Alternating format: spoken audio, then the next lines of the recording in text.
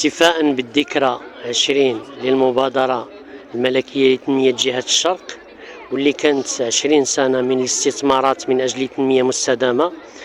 حصل الشرف لثانوية عمر بن عبد العزيز، هذه الثانوية العريقة، باش شاركت بعدة أنشطة تربوية، أنشطة رياضية، وأنشطة فكرية. وكانت توجت بزيارة هذا الوفد الرفيع المستوى اللي وزع جوائز واستمع إلى حفلات، وخاصة ملحمة صوت الحسن ينادي.